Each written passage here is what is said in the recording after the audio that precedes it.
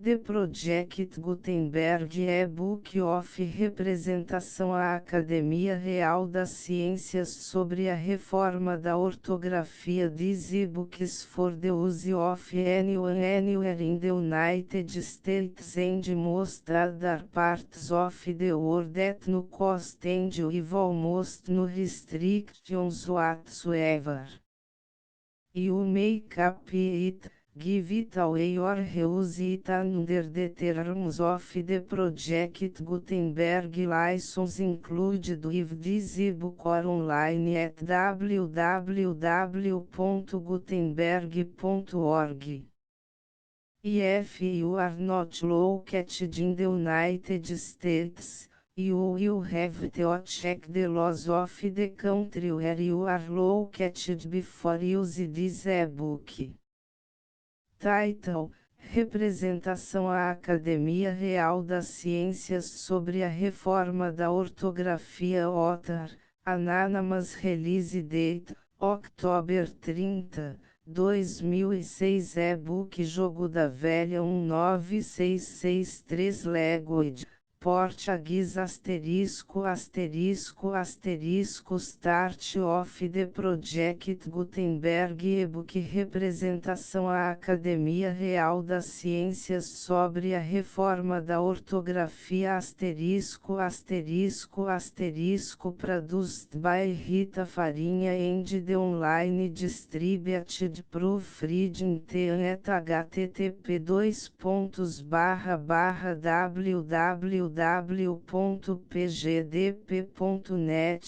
This file was produced from images generously available by National Library of Portugal, Biblioteca Nacional de Portugal.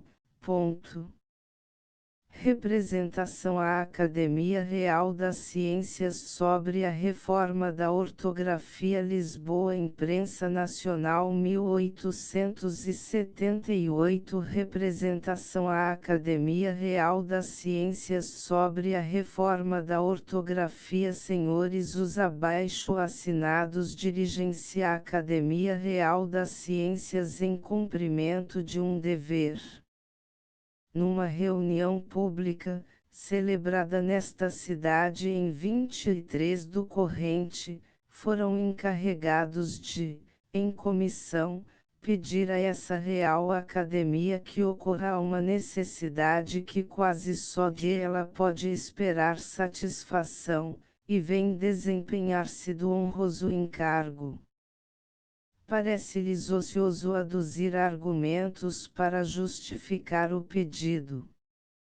Não tendo a língua uma gramática e um dicionário que possam dizer-se oficiais, não havendo norma para a ortografia, nem para a pronúncia, e sendo isso o que se pede à Academia, deve considerar-se desnecessária qualquer justificação. O parecer de que esta representação vai acompanhada, contém um sistema de ortografia e um método de o pôr em prática, os quais avaliareis como merecerem. Os abaixo assinados apenas exprimem o desejo e a esperança de que julgueis dever adotá-los. Dando, pois, execução à primeira parte da proposta que termina esse parecer, e que a mencionada reunião aprovou com exclusão das palavras ou outro que julgue melhor, no caso de rejeitar este, os abaixo assinados pedem à Academia Real das Ciências que, publicando uma gramática e um dicionário ao mesmo tempo ortográfico e prosódico ou ao menos um vocabulário, se digne preencher essa lacuna e satisfazer essa necessidade que todos reconhecem e sentem a de uma ortografia normal. Não podem, porém, deixar de chamar a vossa atenção para a alteração aludida, que a reunião onde foram eleitos, fez no parecer da comissão. Por ela vê-se que a opinião de aquela Assembleia é, que a reforma a realizar na ortografia deve ser em sentido sônico. Dignai-vos acreditar, senhores acadêmicos, em nossos sentimentos de consideração e respeito. Porto, 26 de dezembro de 1878 = Adriano de Abreu Cardoso Machado, Presidente = Conde de Samodães = Manuel Felipe Coelho = Agostinho da Silva Vieira = José Barbosa Leão. Asterisco parecer da Comissão de Reforma Ortográfica senhores reconhecendo o estado anárquico da nossa ortografia, e que é preciso fazê-lo cessar, nomeastes em reunião de 27 de maio uma comissão, encarregada de estudar e propor-vos os meios de alcançar esse desideratum, o qual só pode conseguir-se dotando a língua com uma ortografia normal. Aceitando uma parte dos eleitos o espinhoso mas honroso encargo, a comissão constituiu-se. E ao encetar os seus trabalhos ofereceu-se-lhe, como questão prévia, determinar qual o desenvolvimento que deveria dar-lhes. Efetivamente alguém podia entender que ela teria satisfeito propondo simplesmente, que se representasse a autoridade competente para que determinasse aquela ortografia, e fizesse com que só ela fosse ensinada nas escolas, e empregada nas repartições públicas assim como nas tipografias e litografias da sua dependência em tudo que tivesse caráter oficial. Outros podiam julgar que se devia ao mesmo tempo pedir, que a ortografia determinada fosse o mais simples possível, a fim de que o aprender a ler e escrever se tornasse por esse modo tão fácil, como pode realmente. E podia também querer-se, que se lhe propusesse a ortografia que devia ser adotada. Teve portanto de resolver esta questão, depois de a estudar sob este tríplice modo de ver. Pareceu-lhe porém, que uma pouca de reflexão bastava para se pôr de parte a primeira ideia. Todos sabem a consideração que em geral merecem, e os resultados que é costume alcançarem, representações diversas em assuntos de esta natureza, e a comissão não podia acreditar que ficasseis satisfeitos com uma proposta que não teria utilidade prática. Assim como lhe pareceu que a segunda ideia, sendo sujeita aos mesmos inconvenientes, devia ser posta de parte como a primeira. Julgou, pois, que era seu dever tomar no sentido mais amplo a missão que recebera, e desempenhou-a nessa conformidade, isto é, no sentido de se indicar a ortografia, que deveria pedir-se que fosse estabelecida como ortografia normal. Era árdua a tarefa, mas não podia decliná-la. Neste ponto, a comissão teve de reconhecer que a ortografia portuguesa não podia deixar de ser etimológica, sônica ou mista.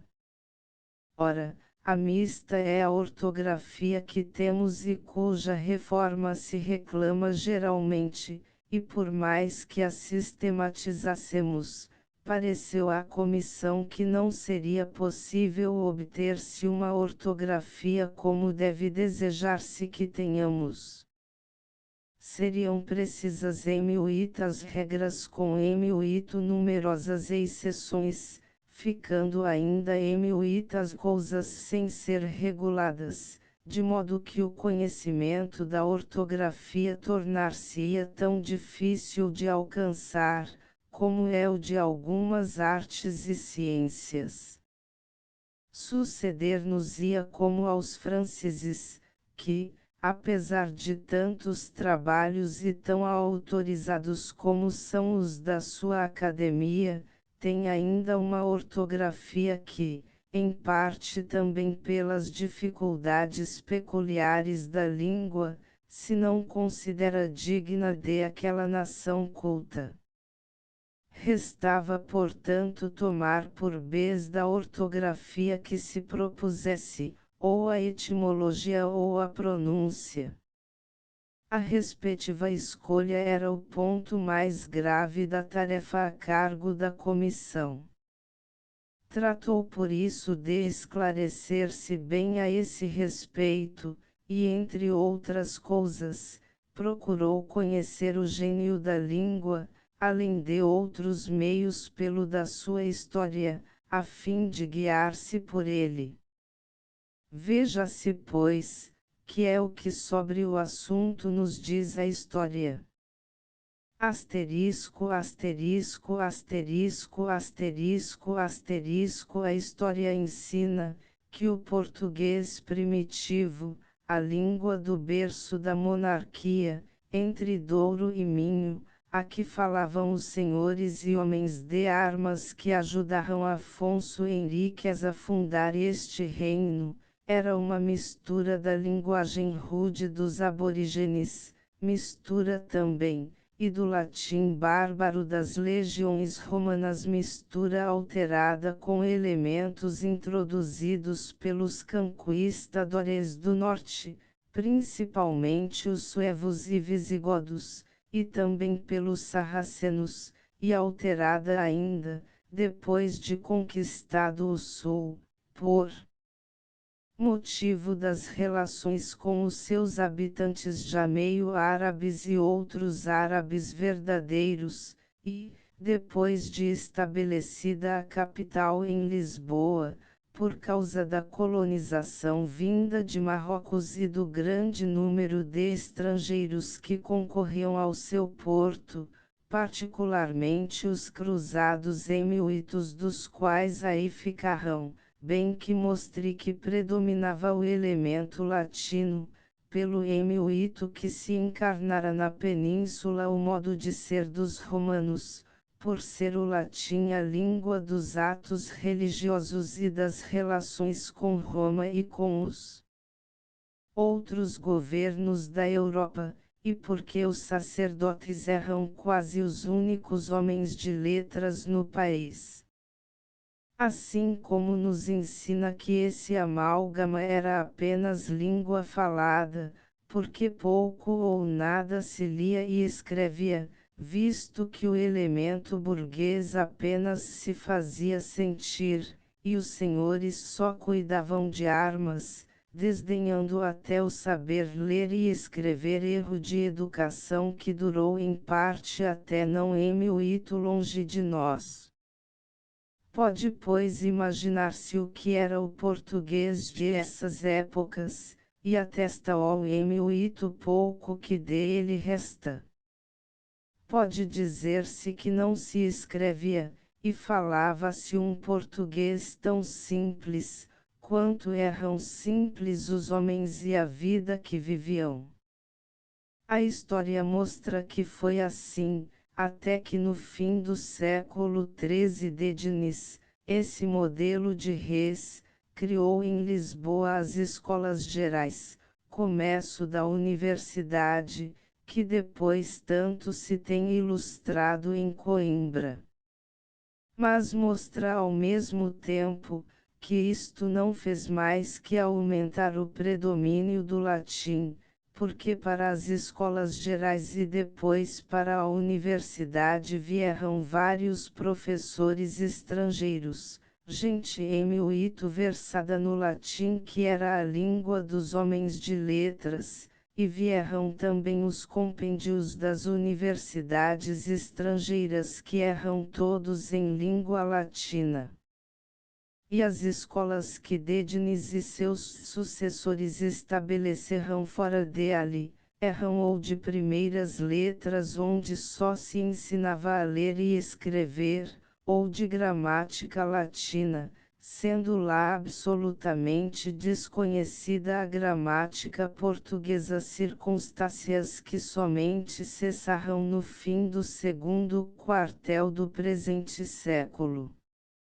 E as escolas gerais e a universidade criaram os homens de letras que, com o andar do tempo, fixaram a língua e lhe determinaram a ortografia, a qual, como era natural, aferiram pelo latim, dando lugar a Camões poder dizer, e na língua na qual quando imagina, com pouca corrupção crê que é latina. Se é que pode dizer-se que foi determinada uma ortografia, tendo cada clássico e cada lexicógrafo ortografado a seu modo. Contudo, a história ensina também, que a nação continuou a falar a sua língua, aceitando somente os aperfeiçoamentos que recebia a gramática, e modificando racionalmente a prosódia. Essa língua alatinada pela ortografia que se estabeleceu, ficou circunscrita aos impressos e à escritura dos eruditos, sendo apenas falada por alguém que queria afetar de seu ó. Enfim, ela ensina que por isso, apesar do latim continuar dominando como senhor, apesar da gramática latina continuar a ser a única professada oficialmente, limitados sempre os professores de instrução primária às chamadas primeiras letras, a linguagem falada foi sucessivamente ganhando vitória sobre vitória contra a linguagem escrita. O que se escrevia e imprimia em 1836, aí está para demonstrar como já se achava alterada a ortografia estabelecida nos séculos XV e XVI. E pela sua parte o presente mostra a todos, quão fecundo foi o impulso dado pelas leis sobre instrução publicadas nessa época recente, e qual o resultado de elas e de outras que vieram depois, principalmente as de 1844. Hoje temos nos liceus um curso muito desenvolvido de português, e em quase todas as escolas primárias se ensina alguma coisa de gramática portuguesa. Quanto à latina, de que em outro tempo havia uma cadeira quase em cada conselho, basta dizer que, fora dos liceus, os distritos de Leiria e Beja, por exemplo, tem cada um a sua, e o de Lisboa tem duas, e os dicionários apresentam provas irrecusáveis de quanto vai diminuído o respeito pela etimologia latina. Desde Emilito, finalmente, que o latim deixou de ser a língua das relações internacionais. Quando este ano o mundo católico acudiu ao Vaticano a celebrar o meio-centenário do venerável bispo de Imola, hoje assentado na cadeira de S. Pedro, foram bem raros os discursos e missivas em latim. Apenas de Roma vêm as nossas chancelarias diplomas nessa língua, mas que são dados ao público em português. Passaram de moda as apóstrofes e sentenças latinas, com que de antes se apimentavam entre nós os discursos e escritos, e até já os pregadores quase se limitam a dar em latim o tema dos sermões.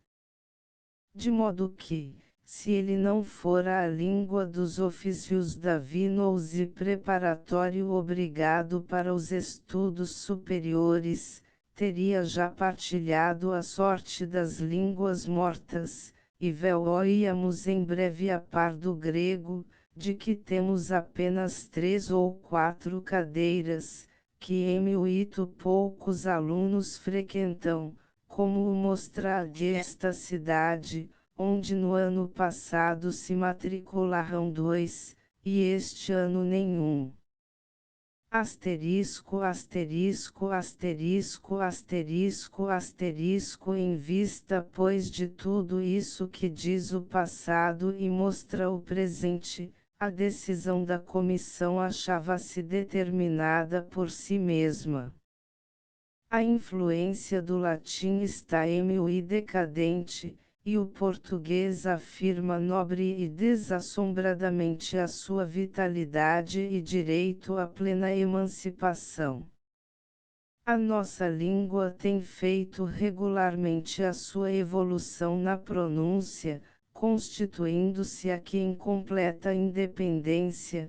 Tentou-se por vezes torná-la também independente na escritura, e foi isto conseguido em parte pela própria força das coisas. Parecia, pois, não se poder deixar de realizá-la completamente, ao tratar-se de dar-lhe uma ortografia normal. Entendeu, portanto, a comissão, que chegara o momento de estabelecermos a plena independência da língua em matéria ortográfica, fazendo com o latim, o que os latinos fizeram com o grego. O latim recebeu intacto do grego, o que se julgou apropriado à sua índole e circunstâncias, o que o não era, mas se julgou apropriável, aceitou-se apropriando-o, o que se considerou inapropriável, rejeitou-se. É o caminho que já seguirão espanhóis e italianos, e que em França se tem instado e insta para que seja seguido, e não crê a comissão que possamos seguir outro. O gênio da língua portuguesa definiu-se já bem na sua evolução, língua do meio-dia. Repugnam-lhe as asperezas que a acumulação de consoantes torna inerentes às línguas do norte. A pronúncia geral admite quase só as consoantes necessárias à articulação das vogais entre si. Esse gênio, pois, as circunstâncias atuais da língua, a conveniência de facilitar o seu ensino, as tendências da época, etc., tornam impossível o retrocesso, e forçoso adotar a pronúncia como base da ortografia.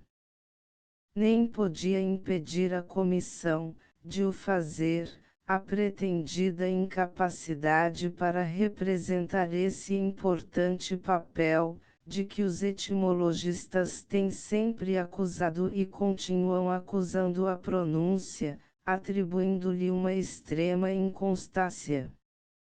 Neste mesmo momento acaba de publicar-se em Paris uma muito erudita obra, cujo autor, G. Bercheri, narrando os muito grandes e muitíssimo repetidos esforços que em França se têm feito constantemente para estabelecer a ortografia sônica, se apraz em repetir todas as objeções que se lhe têm oposto, e nela se diz que abandonada aos caprichos da pronúncia, a palavra é como um cavalo indócil sempre pronto a escapar-se, reclamando que para se assegurar a estabilidade da língua, aquela se conserve amarrada ao poste da etimologia.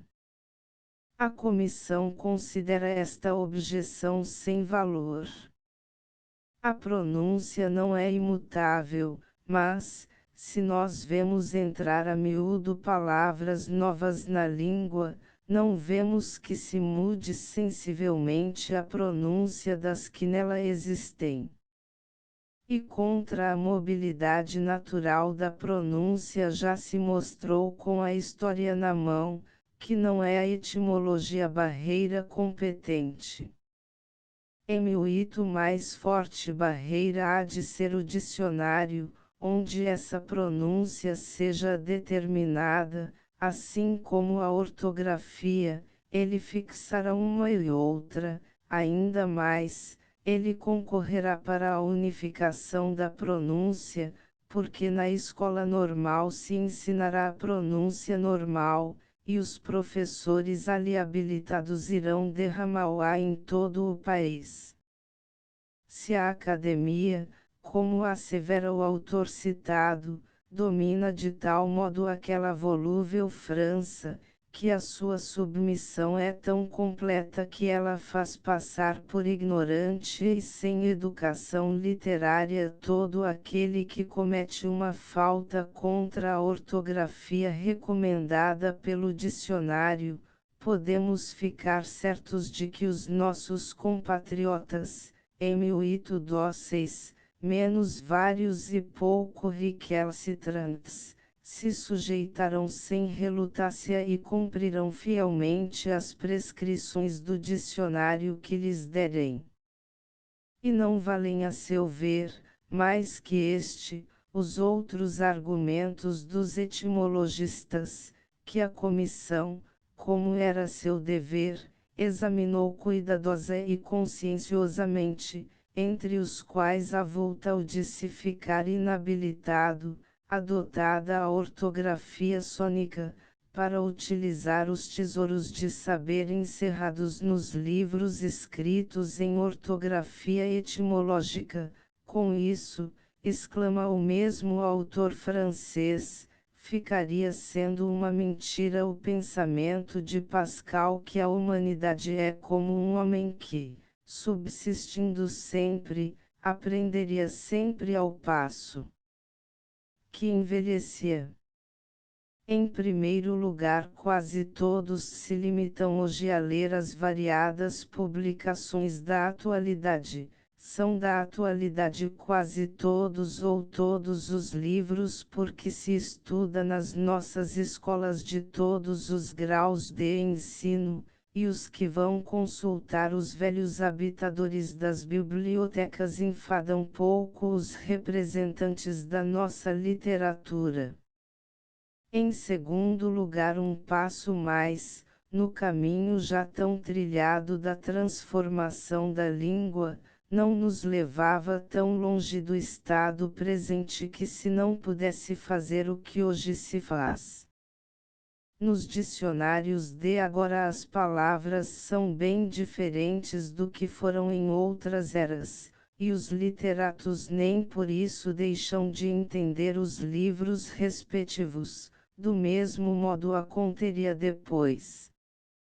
A etimologia lá estaria marcada no competente lexicon, e num dicionário manual, bastaria pôr em parênteses a palavra com a atual ortografia, para ficar tudo remediado. Quanto aos livros modernos, quem manuseava o dicionário, vendo sempre a palavra com ambas as ortografias, ficava conhecendo tão bem uma como outra. Conseguintemente, a razão e a lógica aconselhavam à comissão a ortografia sônica, que é o progresso, e decidiu adotá-la em princípio. Havendo aceitado e tendo de propor o princípio, a comissão julgou dever estudar e propor também um método para ele ser levado à prática. Ora, a excelência da ortografia sônica deriva principalmente do seu princípio fundamental, a unidade da representação dos sons, isto é, cada som é segundo ela representado somente por um sinal, e cada sinal representa unicamente o seu respectivo som.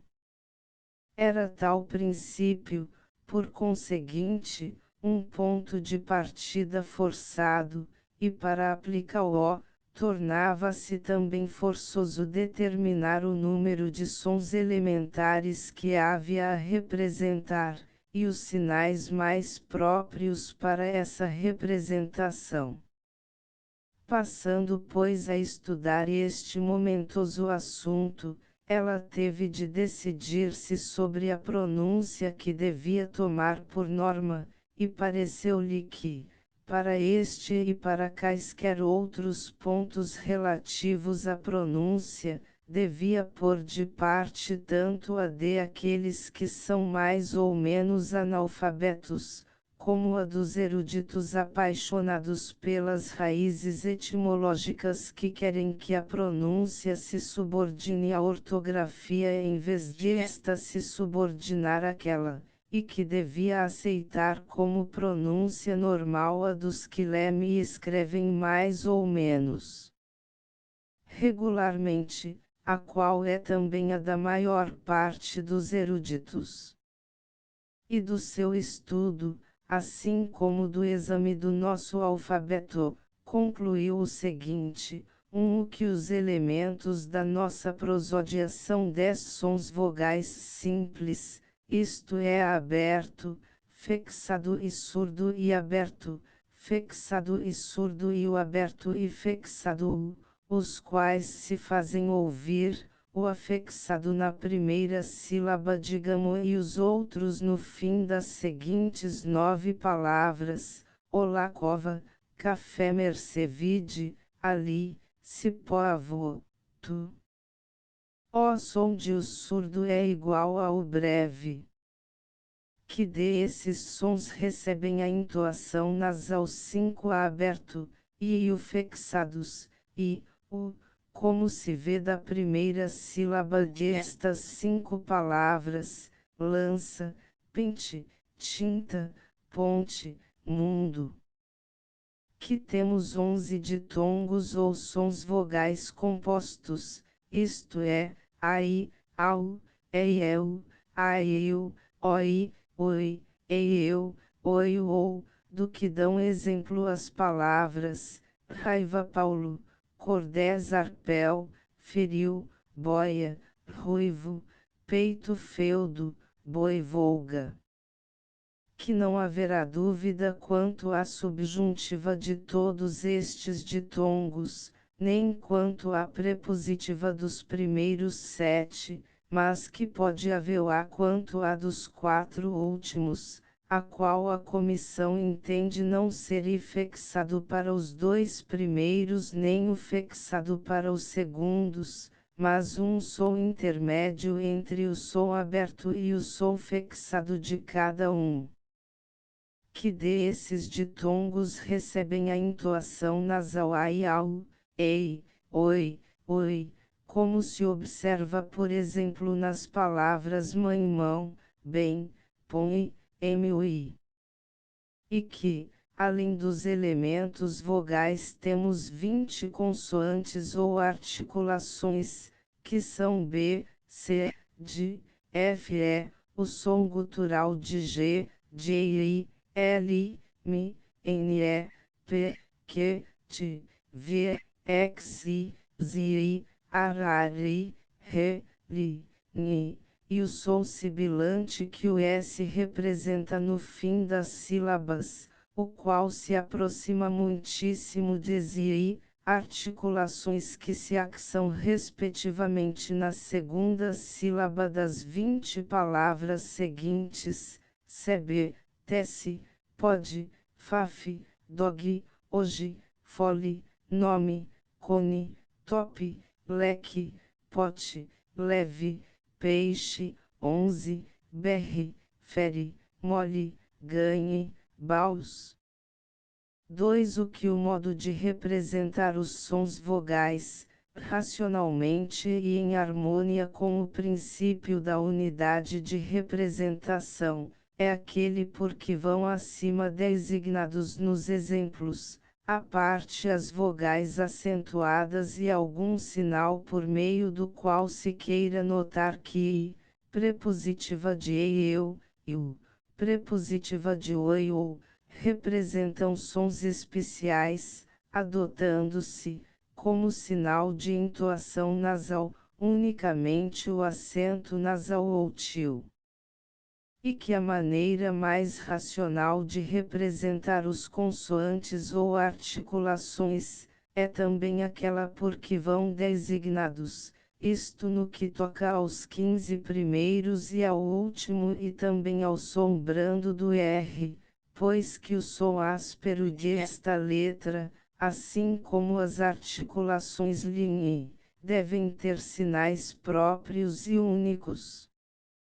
Asterisco, asterisco, asterisco, asterisco, asterisco. Ora, em vista de estas conclusões, a comissão julgou dever seu propor as duas seguintes coleções de regras, que constituem um sistema completo para levar à prática a ortografia sônica em toda a sua pureza, quando no futuro isto seja realizável, unicamente com esta restrição, que os nomes de línguas estranhas, enquanto não são nacionalizados, se empregam tais quais são na língua respectiva, sendo os apelativos sublinhados no manuscrito e postos em itálico nos impressos. E adverte que coordenou as regras de cada uma, segundo a facilidade com que entende que as alterações que encerram, podem ser aceitas pelo público, isto é, em harmonia com o modo, pelo qual a reforma se poderá ir executando, que vai indicado no fim. Regras relativas a vogais. A não se emprega e a representar i nos ditongos, emprega-se i, escrevendo por exemplo, pai navais a mais, mãe cães, dói herói, doste faróis, foi bois, põe pões corações, azuis. 2. A não se emprega o a representar o nos ditongos orais, emprega-se o, escrevendo por exemplo, pau bacalhau, céu véu, meu Deus, viu feriu. 3. A não se emprega y a representar i, emprega-se i. 4. A não se emprega e a representar ei nos casos da terminação EA, que outros escrevem EA e também EA, nos de sexto texto, etc., e nos dias inicial em que é sílaba predominante ou seguido de CSI, e também em ex-ministro, etc., emprega-se ei, escrevendo por exemplo, correia plateia, destra sexto, êxito exceto excitareis ministro. 5. As vogais a e o abertos, que não são sílaba predominante da palavra, acentuam-se com acento grave, exemplo, acerca esquecer mordomo. 6. As vogais a e o abertos, bem como as vogais e o, acentuam-se com acento agudo, quando são a sílaba predominante, as vogais a e o fixados acentuam-se com acento circunflexo.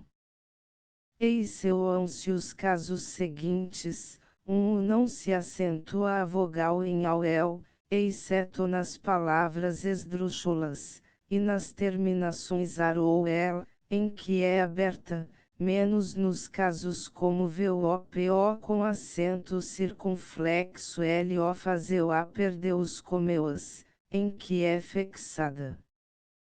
Nos casos como AMAO fazeu a perdeus, AMAO céu a perdeu a ia, poias, etc., é surda. 2. O não se acentua a vogal nas terminações a ela lirur, e nas terminações iaror, quando é fixada, exceto no verbo por. Acentua-se quando é aberta. É surda unicamente nas preposições per por. 3. O não se acentua o a dos ditongos a e ao nos monossílabos e na sílaba final, e na primeira sílaba, em palavras de duas, quando for surda a vogal da última, como em caixa caixas baixo baixos baile belas causas alto otos fraude fraudes. 4. Não se acentuam, em penúltima sílaba, as vogais nasaladas nem a aberto e o fixados nem o, quando for surda a vogal da última, menos e o nos casos como saída, faísca, saúde, balaustre, reúne, miúdo, ruído e semelhantes, para evitar que se faça ditongo. 7. A não se emprega o depois de G e de que quando é nulo.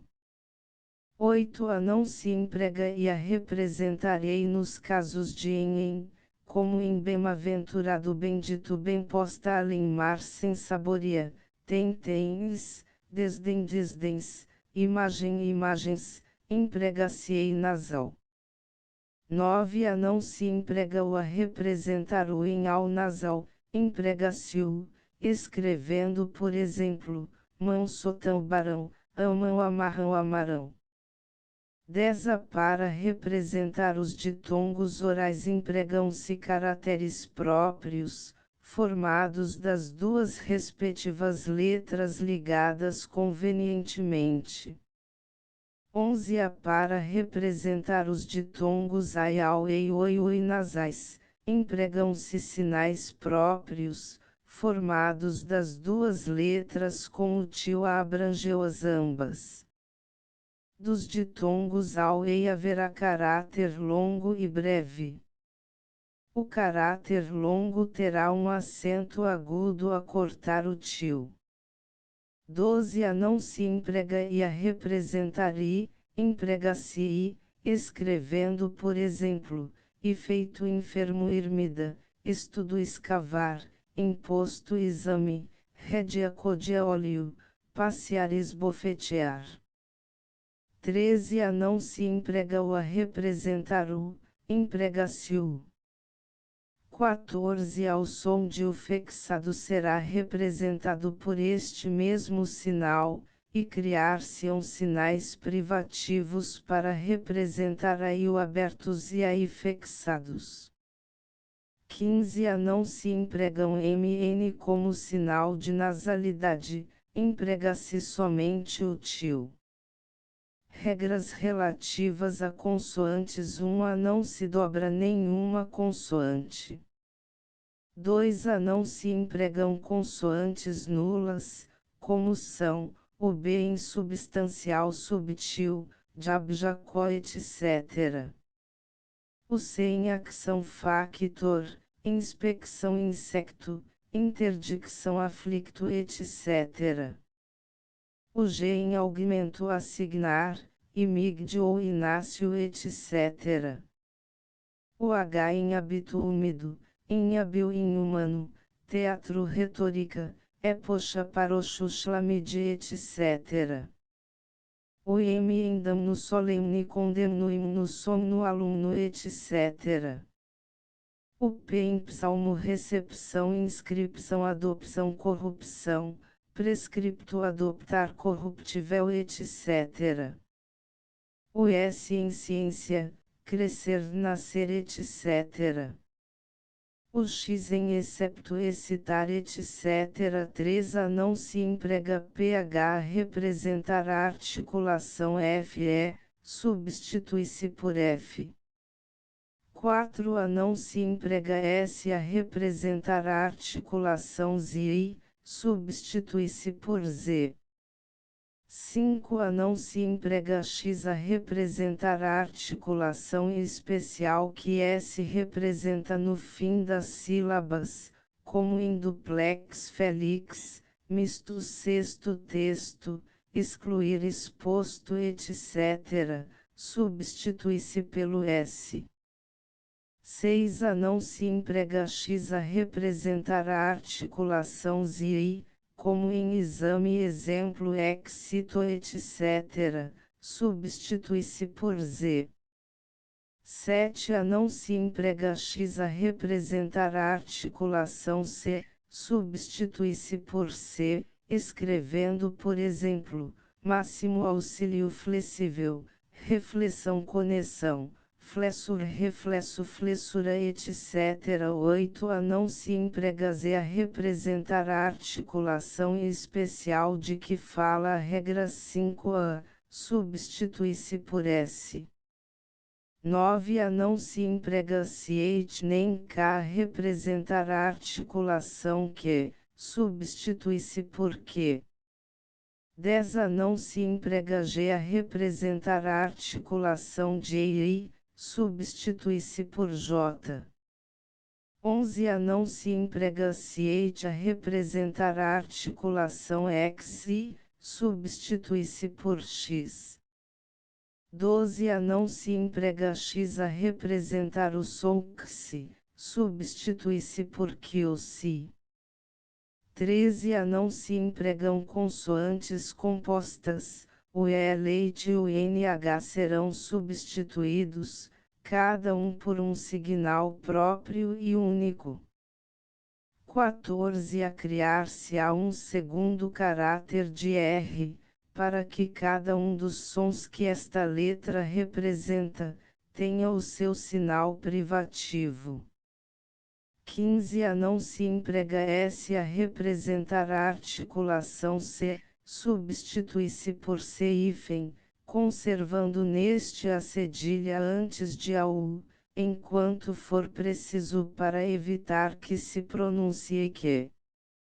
16. A não se emprega C a representar a articulação que, substitui-se por que. Senhores, parece à comissão que, embora possa não ser este, ao menos a alguns respeitos, o único modo de realizar a ortografia sônica, esse sistema deve ser considerado muito aceitável. Parece-lhe que quem o examinar com atenção, o admitirá sem relutácia. Entretanto, convém que diga alguma coisa em apoio das alterações que possam causar estranheza por qualquer motivo, ou parecer menos justificadas. A respeito de vogais, entende que a sua representação onomatópica, como propõe, não pode ser rejeitada em princípio, quando muito poderá haver dúvida acerca da ocasião de realizar uma ou outra das alterações respectivas. Não deve contudo deixar de dizer algumas palavras a respeito das regras 12a e 13a, por motivo do seu muito alcance, pois são inúmeras as palavras em que I representa o som de I, e em que U representa o som de U. Todos reconhecerão que nos casos em que I faz as vezes de I, acontece que, se quisesse dar-lhe o som de I surdo, a pronúncia era forçada e desagradável, dá-se-lhe pois o som de I, porque não pode ser de outro modo. Escute-se a pronúncia, por exemplo, de escrever espaço, escavacar, esgotar, enfermo, engenho, área, óleo, cabecear, passear, e ficar-se a certo de isso. A pronúncia reclama pois o I, e sucede que a etimologia o não repele. Nos casos como escrever, escavacar, cabecear, nada tem que ver a etimologia, pusemos ali e como podíamos pôr I. Nos casos como área, óleo, é verdade que se ofende a etimologia, sendo I substituído, mas nos de enfermo, engenho, etc., a substituição vinga a etimologia ofendida, visto que o latim era infirmus ingenium. Sucede outro tanto com U, que é inquestionavelmente reclamado pela pronúncia. À parte os casos de U representando-o no princípio e meio das palavras, em que algumas vezes se ofende a etimologia com a substituição, temos a considerar o U da sílaba final, que é o caso mais importante, com cuja substituição não será ofendida e em inúmeros casos será desafrontada. Dizem geralmente que os nomes portugueses, derivados do latim, se formarão do ablativo e não do nominativo, e que portanto em filho reino, por exemplo, a raiz é filio regno e não filius regnum. Acreditamos que é assim, e concedemos que por conseguinte escrevendo filho reino se ofende a etimologia, mas em tal caso escrever porto curso é desagravar essa etimologia, porque era terminado em o ablativo de portos cursos, assim como será desagravar se escrevermos por exemplo amamos bebemos vestimos, porque no latim tinham u na sílaba final todas as vozes da uma pessoa do plural dos verbos, o qual nós substituímos por u. Note-se porém que, escrevendo filho reino, não se ofenderá a etimologia, haverá a diferença da derivação se fazer do nominativo e não do ablativo.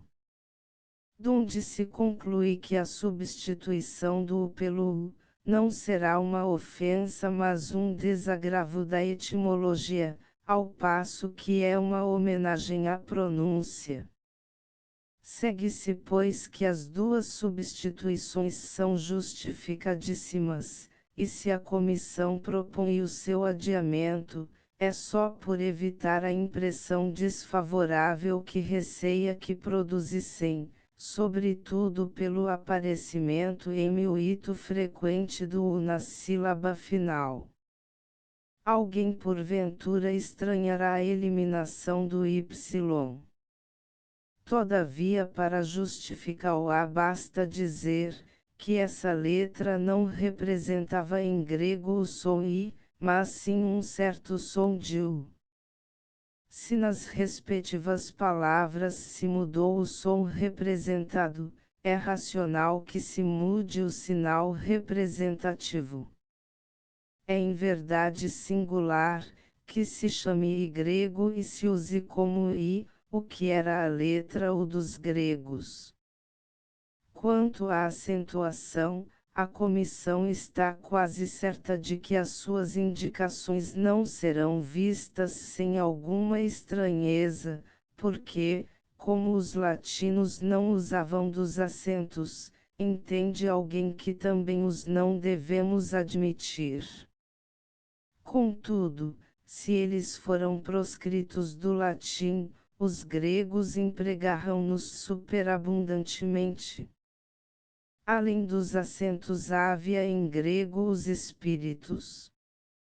É muitíssimo rara a palavra grega que não tenha acento em uma das três últimas sílabas, toda a vogal ou ditongo porque principia uma palavra, tem algum dos espíritos. Nos ditongos põe-se o espírito e o acento sobre uma mesma vogal.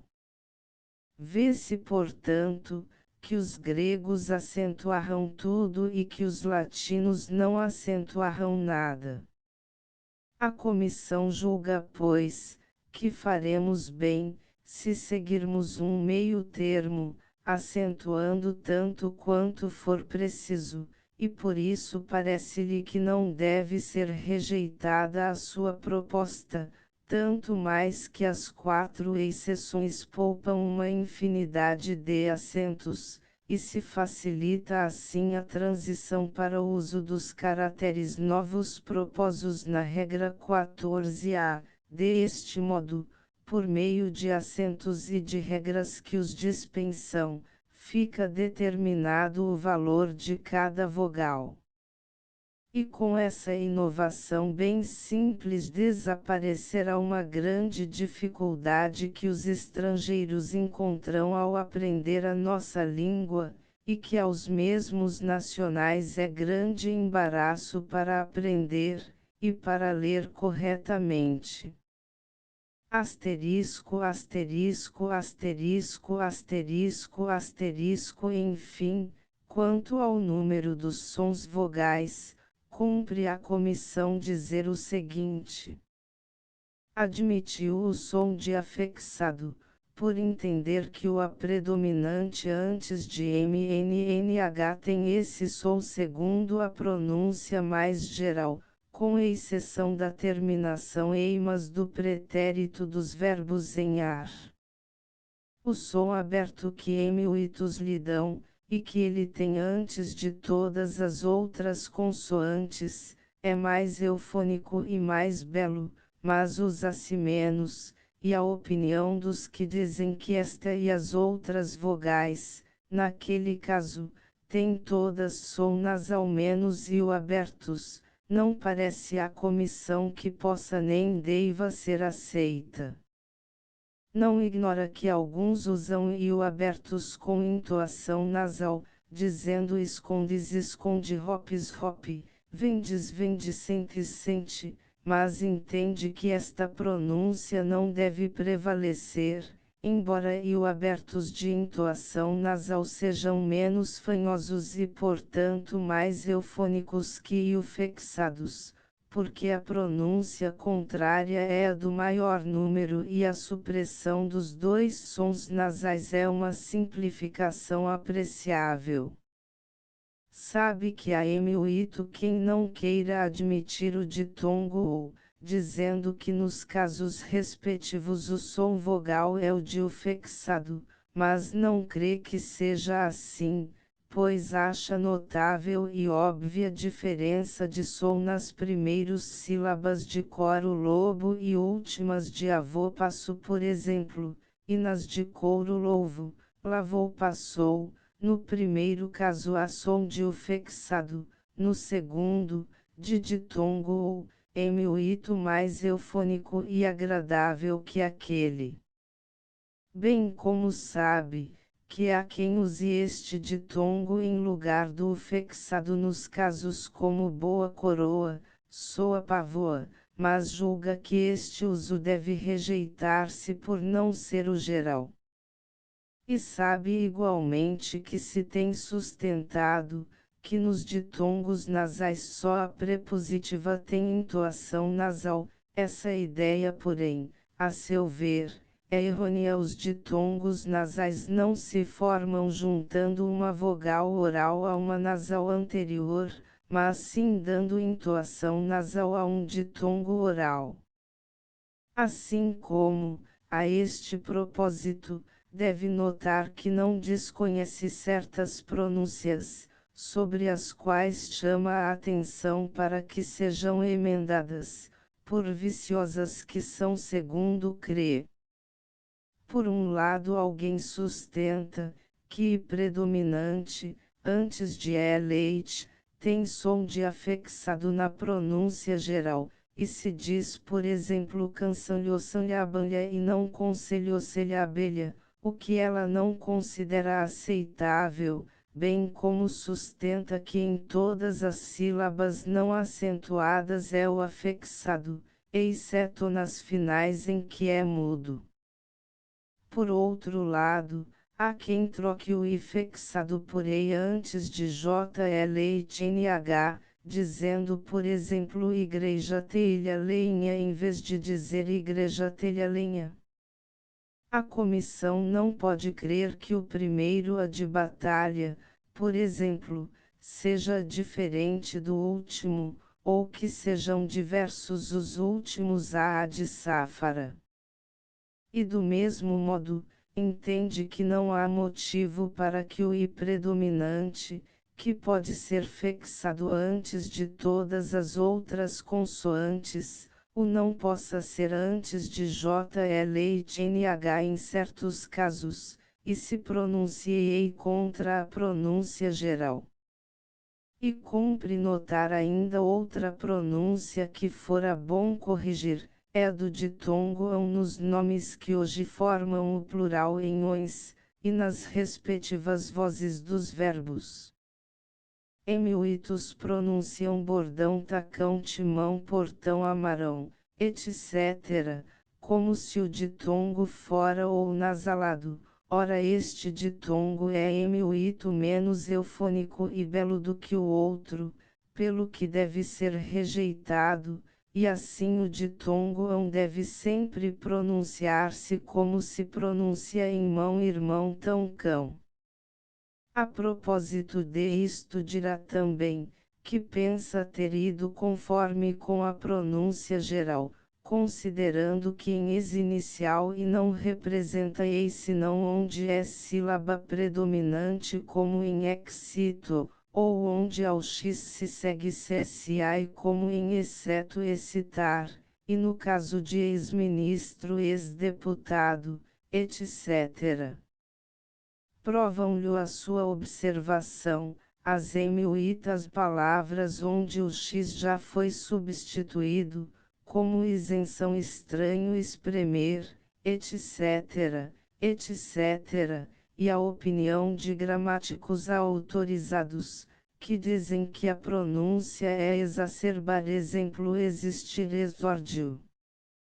Por último dirá, que o emprego do tio como único sinal de nasalidade, é muitíssimo racional a todos os respeitos, não lhe parece que possa ser rejeitado, até porque se recomenda pelas facilidades que trará a leitura do manuscrito, vantagem que advirá igualmente da supressão do u e demais letras nulas. Asterisco, asterisco, asterisco, asterisco, asterisco. Com relação a consoantes, a comissão julga que as reformas que propõe, são também de todo o ponto justificadas. A evolução por meio da qual se constituiu a língua como hoje a falamos, operou-se suprimindo e transformando por todos os modos e em todos os sentidos.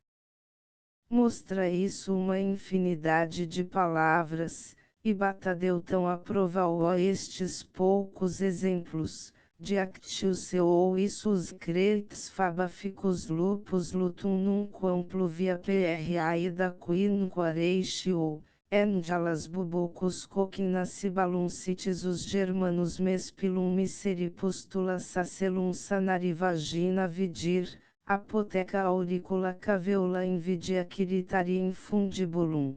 Fizemos acção gazil grade fava figo lobo lodo nunca chuva presa 5 razão anjo bifolco cozinha timbalisco de sua irmão nespera mexer bostela quepela sarar bainha.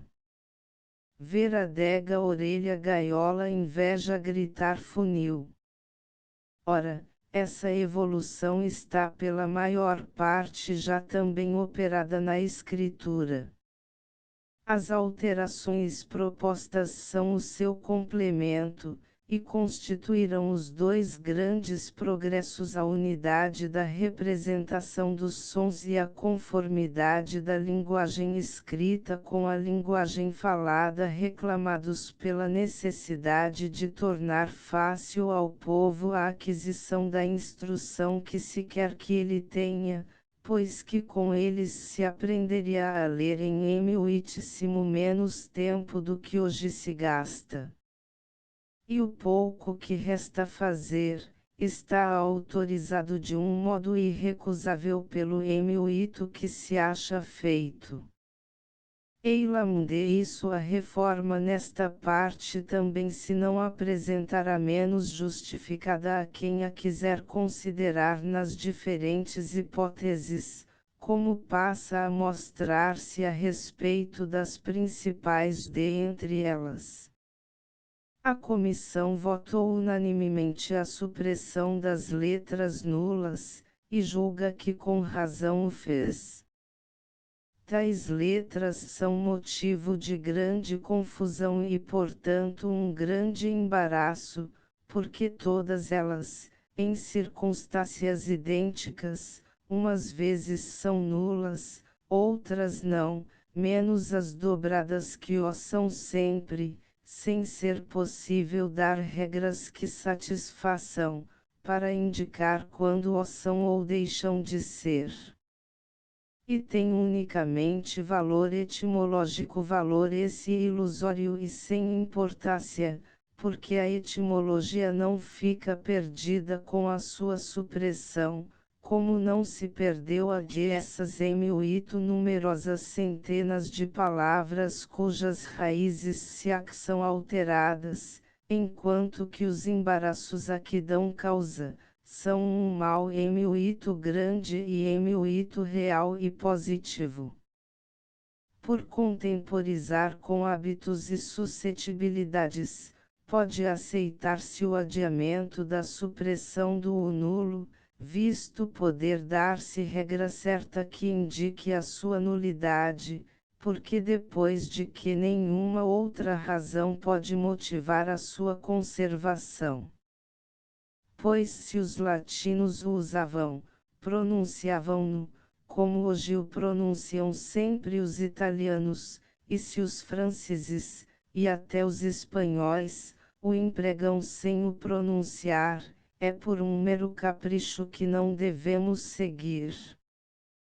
Por esse mesmo motivo a comissão lembrou-se de se adiar também a supressão do H inicial, mas por fim não lhe pareceu justificada essa resolução. Parece provado que o H, que nunca foi usado pelos gregos, era para os latinos simplesmente sinal de aspiração. Por isso juntavam-no ao T, ao P e ao C, para representar θ, Φ e Ti, consoantes mudas aspiradas do alfabeto grego, e também ao R nas palavras tomadas do grego em que esta letra era aspirada, e para que fosse aspirada a vogal seguinte, o empregavam no começo das palavras, razão porque escreviam por exemplo ora, palavra tomada do grego onde era hora. E assim compreende-se que os franceses o empreguem no começo de aquelas palavras cuja primeira vogal aspirram, e ainda se compreende o seu emprego em espanhol, visto usar-se a aspiração respectiva em algumas províncias do reino vizinho, mas nós que não aspiramos nenhuma vogal inicial, é lógico que suprimamos esse inútil sinal de aspiração, evitando os embaraços que resultam do seu emprego.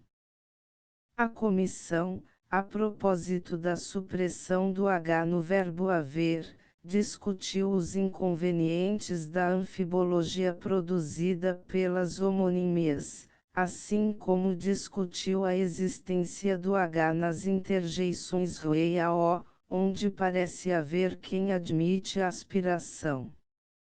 Ora, quanto à anfibologia, importa considerar que as homonímias que proviriam da reforma, são nada em comparação das que existem já na língua sem ninguém sentir os inconvenientes da suposta anfibologia de elas resultante, que na pronúncia não há meio de evitar esses inconvenientes, que alguém se apraz em recear, e que na escritura, melhor que na fala, indica o sentido qual é a significação da palavra, se esta tem dupla ou múltipla, se por exemplo se escrever asá, eivias ávia, avião, ouve, em vez de reza, havias havia, avião, ouve, ninguém desconhecerá quando respectivamente se trata do verbo haver, ou da cres da preposição a com o artigo asa,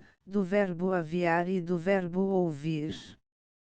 Enquanto as três interjeições, no caso de decidir-se que a aspiração, seria melhor indicar o A pondo na vogal o espírito áspero dos gregos uma vírgula às avessas, mas a comissão não vê razão porque a haia, nem lhe parece que haia com efeito, e tampouco julga conveniente haver-a, porque a sua aspereza tornaria a interjeição menos eufônica.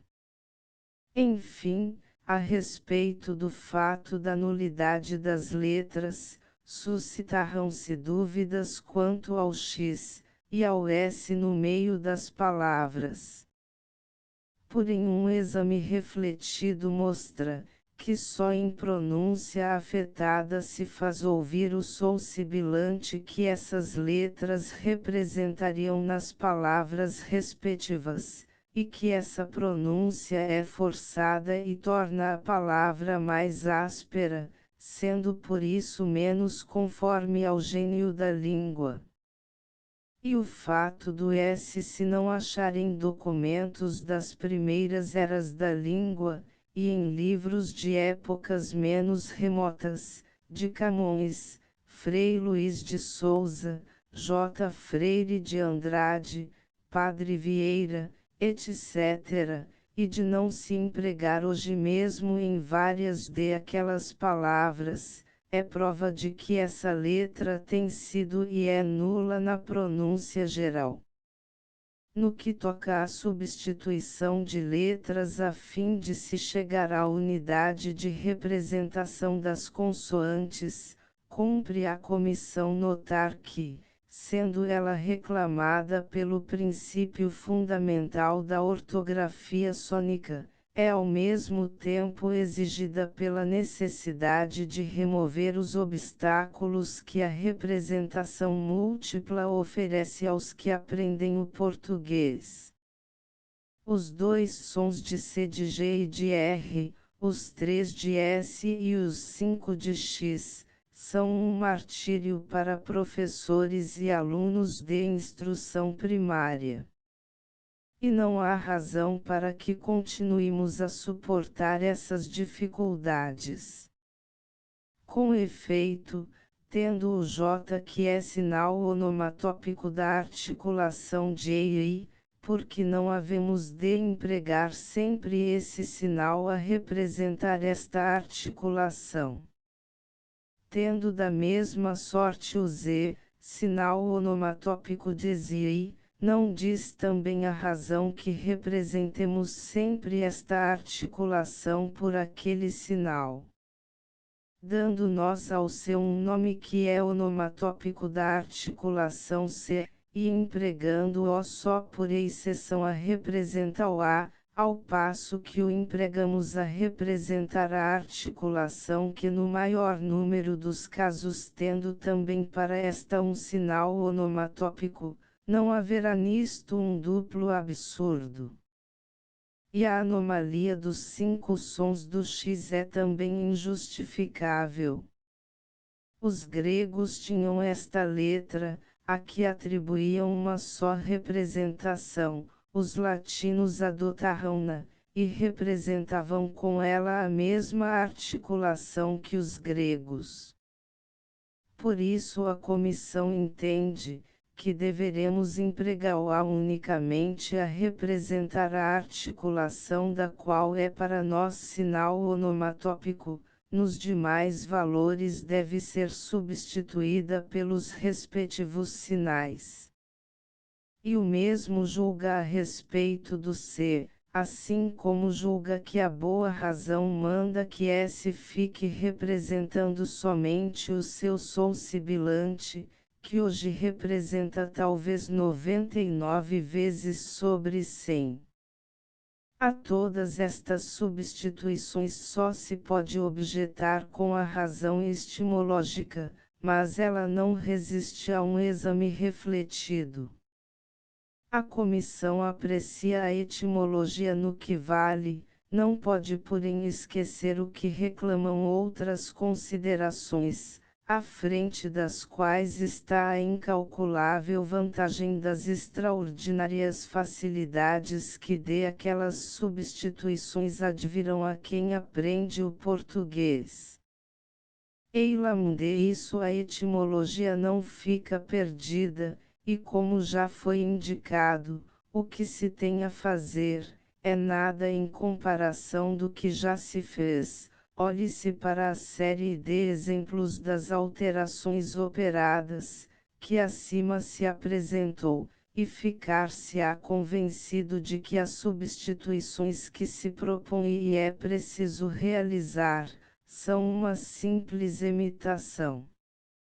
Quanto à criação de um caráter privativo para um dos sons de R, e a representação de Li, assim como de Nhi, por um caráter único, parece-lhe que por si mesmas se justificam, e mais justificada ainda se deverá julgar a criação dos novos caracteres para as vogais acentuadas, bem como julga irrecusável a vantagem que os que aprendem a ler, acharão em serrenhos ditongos representados por caracteres especiais.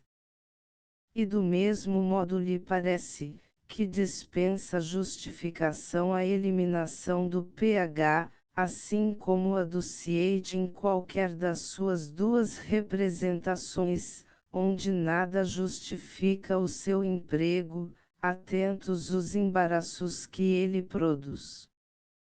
Asterisco, asterisco, asterisco, asterisco, asterisco. Finalmente a comissão, depois da exposição e demonstração feitas, julga dever acrescentar que, ao exemplo que nos deram espanhóis e italianos, para a reforma que propõe, se junta outro vindo de mais alto e de mais longe. Todas as considerações levam a crer, que a formosa língua da tão celebrada Grécia Antiga tinha ortografia sônica. A prosódia grega contava 7 elementos vogais e 17 consoantes, e a sua ortografia 24 caracteres, um para cada um desses elementos privativamente, e com os acentos e espíritos sobre os caracteres, indicavam-se as variações de quantidade e de tom. Se dobravam letras, era certamente porque a pronúncia das letras dobradas diferia das singelas, como acontece em italiano.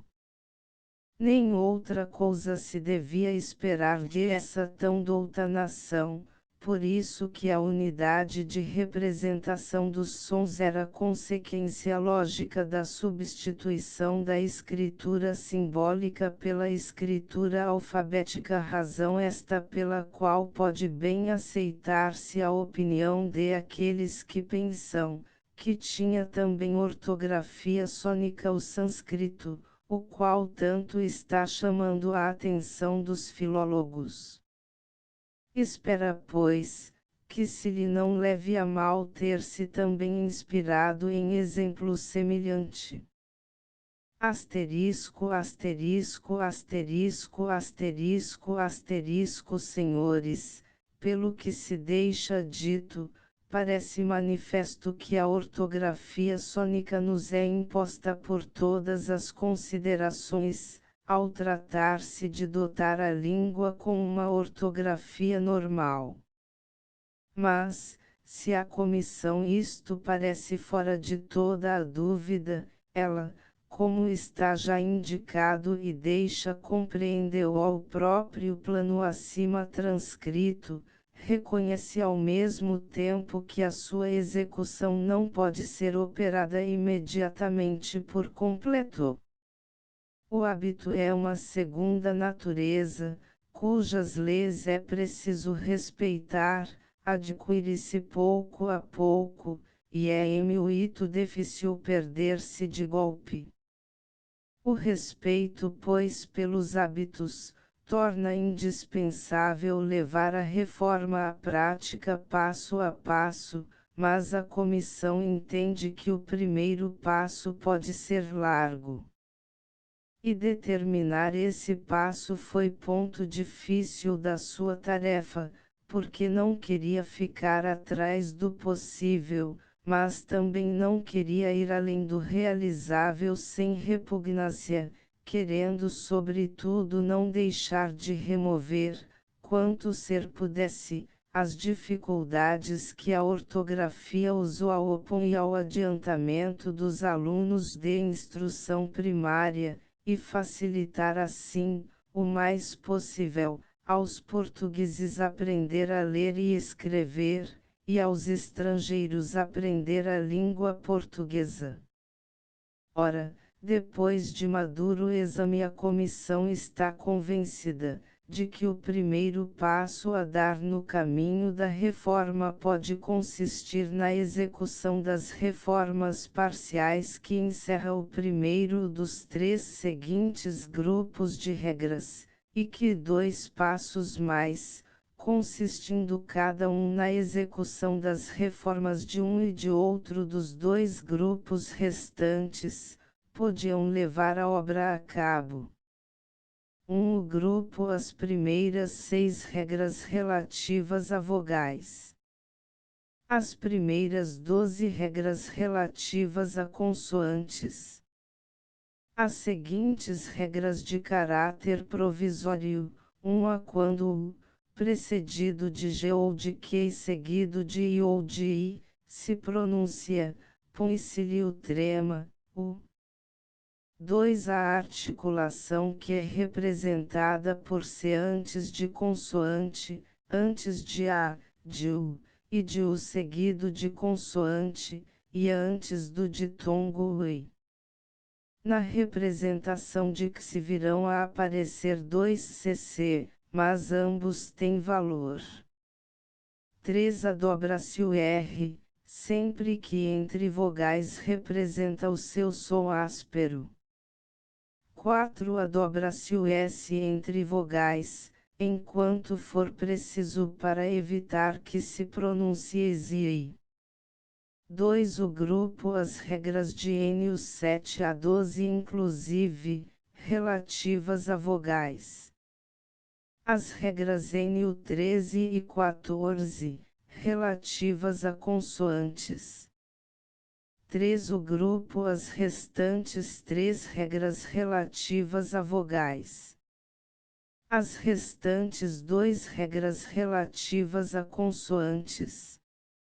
Asterisco, asterisco, asterisco, asterisco, asterisco. Dado aquele primeiro passo, teríamos já a melhor, ou pelo menos uma das melhores ortografias da atualidade, o que podereis verificar por meio de este mesmo parecer, que, para poderdes decidir com verdadeiro conhecimento de causa, a comissão julgou dever imprimir com essa ortografia.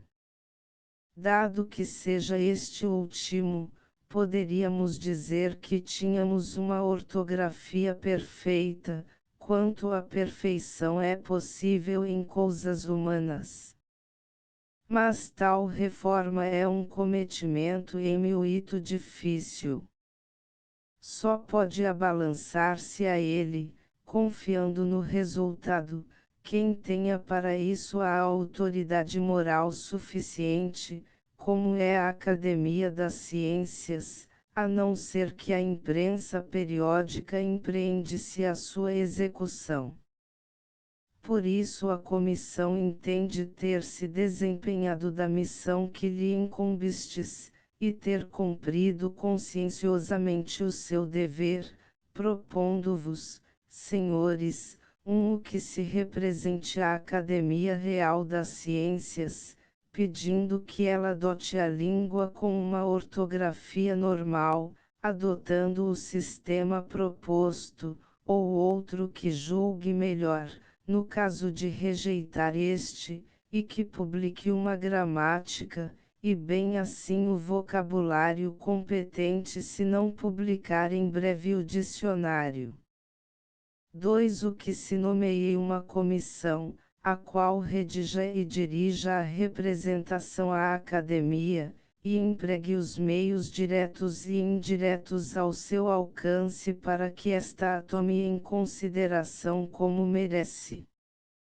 Porto, 11 de dezembro de 1877 = Adriano de Abreu Cardoso Machado, com declarações, Presidente Conde de Samodães Manuel Felipe Coelho Manuel Maria da Costa Leite Agostinho da Silva Vieira Francisco de Faro Oliveira Delfim Maria de Oliveira Maia, com declarações, Eduardo Augusto Falcão, com declarações, José Barbosa Leão, relator. End of the Project Gutenberg e-book representação à Academia Real das Ciências sobre a reforma da ortografia update de editions will replace the previous one the old editions will be renamed. Creating the works from print editions not protected by US copyright law means that no one owns the United States copyright in these works, so the foundation, and you, can copy and distribute it in the United States without permission and without paying copyright royalties. Special rules set forth in the general terms of use part of this license, apply to copying and distributing Project Gutenberg trademark electronic works to protect the Project Gutenberg trademark concept and trademark. Project Gutenberg is a registered trademark, and may not be used if you charge for an e-book, except by following the terms of the trademark license, including paying royalties for use of the Project Gutenberg trademark. If you do not charge anything for copies of this e-book, complying with the trademark license is very easy. You may use this e-book for nearly any purpose such as creation of derivative works, reports, performances and research. Project Gutenberg e-books may be modified and printed and given away. You may do practically anything in the United States with e-books not protected by US copyright law. Redistribution is subject to the trademark license, especially commercial redistribution. Start. Full license. The full Project Gutenberg license please read this before you distribute or use this work to protect the Project Gutenberg trademark mission of promoting the free distribution of electronic works, by use or distributing this work, or any other work associated in any way with the phrase Project Gutenberg, you agree to comply with all the terms of the full Project Gutenberg trademark license available with this file or online at www.gutenberg.org/license. Section 1.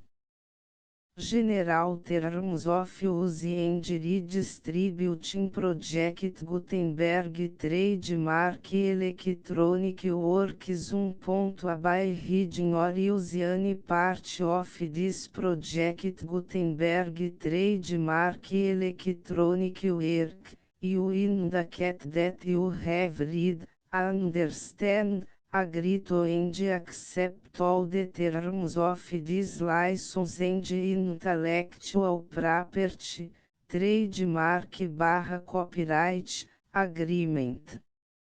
If you do not agree to abide by all the terms of this agreement, You must use and liter nor destroy all copies of Project Gutenberg trademark electronic works in your possession. If you paid a fee for obtaining a copy of your access to a Project Gutenberg trademark electronic work and you do not agree to be bound by the terms of this agreement, you may obtain a refund from the person entity to whom you paid the fee set forth in paragraph 1.8. 1.b Project Gutenberg is a registered trademark. It may only be used on or associated in any way with an electronic work by people who agree to be bound by the terms of this agreement. There are a few fees that you can do with most Project Gutenberg trademark electronic works even without complying with the full terms of this agreement.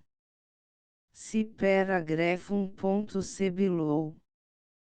There are a lot of fees you can do with Project Gutenberg trademark electronic works if you follow the terms of this agreement and help preserve free future access to Project Gutenberg trademark electronic works. See paragraph 1.i below. 1c. The Project Gutenberg Literary Archive Foundation, the Foundation or PGLAF, owns a compilation copyright in the collection of Project Gutenberg trademark electronic works. Nearly all the individual works in the collection are in the public domain in the United States. If individual works are not protected by copyright law in the United States and you are located in the United States, we do not claim a right to prevent you from copying, distributing, performing, displaying or creating derivative works based on the work as long as all references to Project Gutenberg are removed. Of course, we hope that you will support the Project Gutenberg trademark mission of promoting free access to electronic works by freely sharing Project Gutenberg trademark works in compliance with the terms of this agreement for keep the Project Gutenberg trademark name associated with the work. You can easily comply with the terms of this agreement by keep this work in the same format with its attached full Project Gutenberg trademark license when you share it without charge with others. 1.d. The copyright laws of the place where you are located also govern what you can do with this work. Copyright laws in most countries are in a constant state of change. If you are outside the United States, check the laws of your country in addition to the terms of this agreement before downloading, copying, displaying, performing, distributing or creating derivative works based on this work or any other Project Gutenberg trademark work. The Foundation makes no representations concerning the copyright status of any work in any country other than the United States. Unless you have removed all references to Project Gutenberg. 1.1. The following sentence, with active links to, or other immediate access to, The full project Gutenberg trademark license must appear permanently whenever any copy of a project Gutenberg trademark work, anywhere con which the phrase project Gutenberg appears, or with which the phrase project Gutenberg is associated, is accessed, displayed, performed, viewed, copied or distributed. This e-book is for the use of anyone anywhere in the United States and most other parts of the world at no cost and with almost no restrictions whatsoever. You may copy it, give it away or reuse it under the terms of the project Gutenberg license included with this e-book or online at www.gutenberg.org. If you are not located in the United States, you will have to check the laws of the country where you are located before use this e-book. 1.E2 If a individual project Gutenberg trademark electronic works derived from texts not protected by US copyright law, does not contain a notice indicating that it is posted with permission of the copyright holder, the work can be copied and distributed to anyone in the United States without paying any fees or charges. If you are redistributing or providing access to a work with the phrase Project Gutenberg associated with or appearing on the work, you must comply either with the requirements of paragraphs 1.E1 through 1.E7 or obtain permission for the use of the work and the Project Gutenberg trademark as set forth in paragraphs 1.E8 or 1.E9. 1.E3 If a individual project Gutenberg trademark electronic works posted with the permission of the copyright holder, your use and distribution must comply with both paragraphs 1.E1 through 1.E7 and any additional terms imposed by the copyright holder. Additional terms will be linked to the Project Gutenberg trademark license for all works posted with the permission of the copyright holder found at the beginning of this work.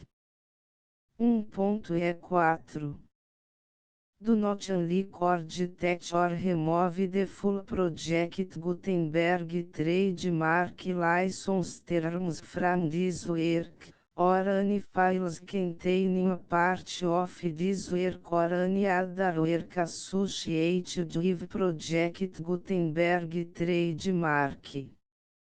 1.E5 Do not copy, display, perform, distribute or redistribute this electronic work, or any part of this electronic work, without permanently displaying the sentence set forth in paragraph 1.E1 effective links or immediate access to the full terms of the Project Gutenberg trademark license. 1.E6 You may convert to and distribute this work in any binary, compressed, marked up, non-proprietary or proprietary form, including any word processing or hypertext form. However, if you provide access to or distribute copies of a project Gutenberg trademark working format other than plain vanilla as your other format used in the official version posted on the official project Gutenberg trademark website www.gutenberg.org fecha parênteses you must, at no additional cost, for expense to the user, provide a copy, a means of exporting a copy, or a means of obtaining a copy upon request of the work in its original plain vanilla as your other form. Any alternate format must include the full project Gutenberg trademark license as specified in paragraph 1.E1. 1.E7. Do not charge a fee for access to, viewing, displaying, performing, copying or distributing any project Gutenberg trademark works unless you comply with paragraph 1.E8 or 1.E9. 1.E8. You may charge a reasonable fee for copies of your providing access to or distributing project Gutenberg trademark electronic works provided that, item you pay a royalty fee of 20% of the gross profits you derive from the use of project Gutenberg trademark works calculated use the method you already use to calculate your applicable taxes. The fees owed to the owner of the project Gutenberg trademark, but he has agreed to donate royalties under this paragraph to the project Gutenberg Literary Archive Foundation. Royalty payments must be paid within 60 days following each date on which you prepare, or are legally required to prepare, your periodic tax returns. Royalty payments should be clearly marked as such and sent to the project Gutenberg Literary Archive Foundation at the address specified in Section 4, Information about donations to the project Gutenberg Literary Archive Foundation. Item you provide a full refund of any money paid by a user who notifies you in writing, or by email, within 30 days of receipt that S/he does not agree to the terms of the full project Gutenberg trademark license. You must require such a user to return or destroy all copies of the works possessed in a physical media and discontinue all use of and all access to other copies of project Gutenberg trademark works. Item you provide, in accordance with paragraph 1.F3, a full refund of any money paid for a work or a replacement copy, if a defect in the electronic work is discovered and reported to you within 90 days of receipt of the work. Item you comply with all other terms of this agreement for free distribution of project Gutenberg trademark works. 1.E9. If you wish to charge a fee or distribute a project Gutenberg trademark electronic work or group of works on different terms than are set forth in this agreement, you must obtain permission in writing from the Project Gutenberg Literary Archive Foundation, the manager of the Project Gutenberg Trademark. Contact the foundation as set forth in section 3 below. 1.f1.f1 Project Gutenberg volunteers and employees expend considerable effort to identify, do copyright research on, transcribe and proofread works not protected by US copyright law in creating the Project Gutenberg Trademark Collection. Despite these efforts, Project Gutenberg Trademark Electronic Works, and the media on which they may be stored, may contain defects such as, but not limited to, incomplete, inaccurate or corrupt data, transcription errors, a copyright or other intellectual property infringement, a defective or damaged disk or other medium, a computer virus, or computer codes that damage or cannot be read by your equipment. 1.f2 Limited warranty, disclaimer of damages, except for the right of replacement or refund described in paragraph 1.f3, the Project Gutenberg Literary Archive Foundation, the owner of the Project Gutenberg Trademark, and any other party distributing a Project Gutenberg Trademark Electronic Work under this agreement, disclaim all liability to you for damages, costs and expenses, including legal fees. You agree that you have no remedies for negligence, strict liability, breach of warranty or breach of contract except as provided in paragraph 1.f3.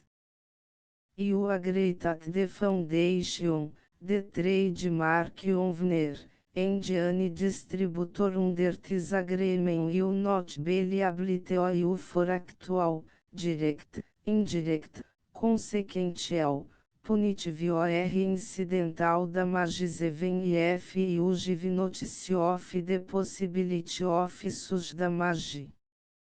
1.f3 Limited right of replacement or refund, if you discover a defect in this electronic work within 90 days of receive it, you can receive a refund of the money, if any, you paid for it by sending a written explanation to the person you received the work from. If you received the work on a physical medium, you must return the medium with your written explanation. The person or entity that provided you with the defective work may elect to provide a replacement copy in lieu of a refund. If you received the work electronically, the person or entity providing it to you may choose to give you a second opportunity to receive the work electronically in lieu of a refund. If the second copy is also defective, you may demand a refund in writing without further opportunities to fix the problem. 1.f4 Except for the limited right of replacement or refund set forth in paragraph 1.f3, this work is provided to you as is, with no other warranties of any kind, express or implied, including but not limited to warranties of merchantability or fitness for any purpose. 1.F5 Some states do not allow disclaimers of certain implied warranties or the exclusion or limitation of certain types of damages. If any disclaimer or limitation set forth in this agreement violates the law of the state applicable to this agreement, the agreement shall be interpreted to make the maximum disclaimer or limitation permitted by the applicable state law. The invalidity or unenforceability of any provision of this agreement shall not void the remaining provisions. 1.F6 Indemnity. You agree to indemnify and hold the foundation, the trademark owner, any agent or employee of the foundation, anyone providing copies of Project Gutenberg trademark electronic works in accordance with this agreement, and any volunteers associated with the production, promotion and distribution of Project Gutenberg trademark electronic works, harmless from all liability, costs and expenses, including legal fees, that arise directly or indirectly from any of the following which would or cost or occur. A. Distribution of this or any Project Gutenberg trademark work. B. Alteration, modification, or additions or deletions to any Project Gutenberg trademark work, and C. Any defect or cause. Section 2. Information about the mission of Project Gutenberg trademark. Project Gutenberg trademark is synonymous with the free distribution of electronic works in formats readable by the widest variety of computers, including obsolete, old, middle-aged and new computers. It exists because of the efforts of hundreds of volunteers and donations from people in all walks of life. Volunteers and financial support to provide volunteers with the assistance they need are critical to reach Project Gutenberg trademark goals and ensuring that the Project Gutenberg trademark collection will remain freely available for generations to come. Em 2001, the Project Gutenberg Literary Archive Foundation was created to provide a secure and permanent future for Project Gutenberg trademark and future generations. To learn more about the Project Gutenberg Literary Archive Foundation and how your efforts and donations can help, see sections 3 and 4 and the Foundation information page at www.gutenberg.org. Section 3. Information about the Project Gutenberg Literary Archive Foundation. The Project Gutenberg Literary Archive Foundation is a non-profit 501(c)(3) educational corporation organized under the laws of the State of Mississippi and granted tax-exempt status by the Internal Revenue Service. The Foundation or Federal Tax Identification Number is 64-62215441.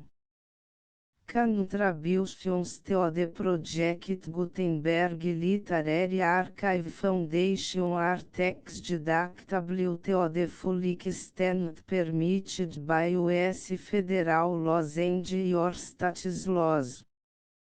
The Foundation's business office is located at 809 North 1500 West, Salt Lake City, Utah 84116, 8015961887.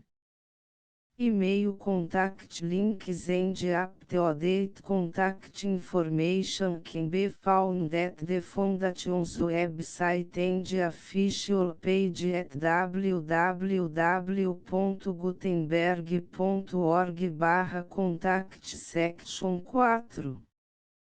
Information about donations to the Project Gutenberg Literary Archive Foundation. Project Gutenberg trademark depends upon and cannot survive without widespread public support and donations to carry out its mission of increasing the number of public domain and licensed works that can be freely distributed in machine-readable form accessible by the widest array of equipment including outdated equipment.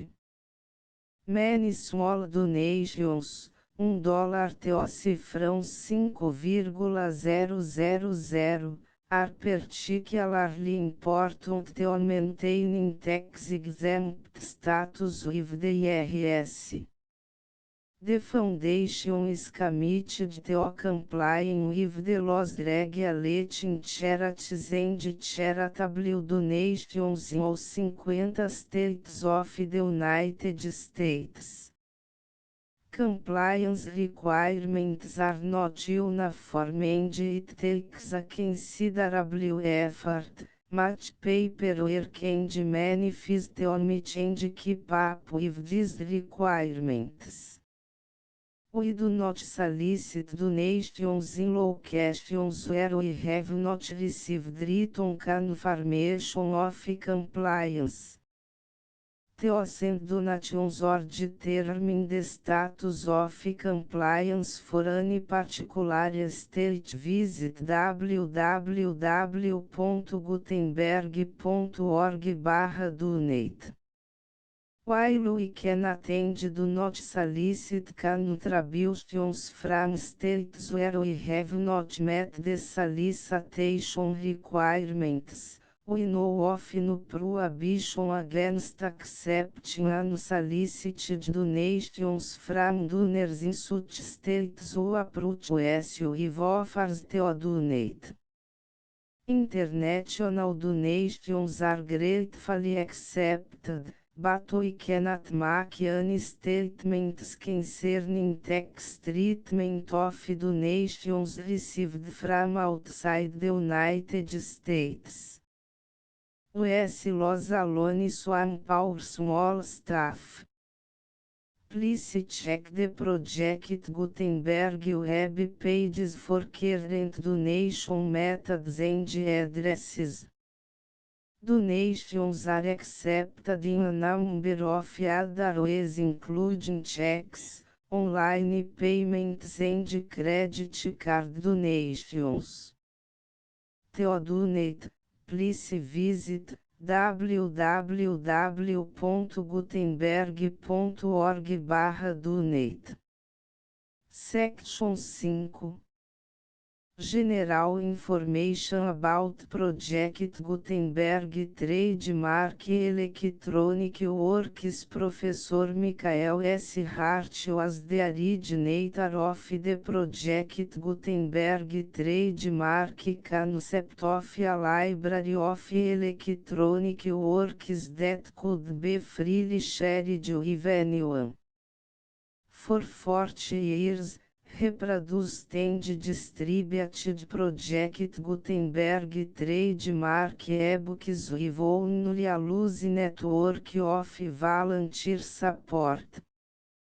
Project Gutenberg trademark ebooks are often created from several printed editions, all of which are confirmed as not protected by copyright in the US unless a copyright notice is included. Thus, we do not necessarily keep ebooks in compliance with any particular paper edition.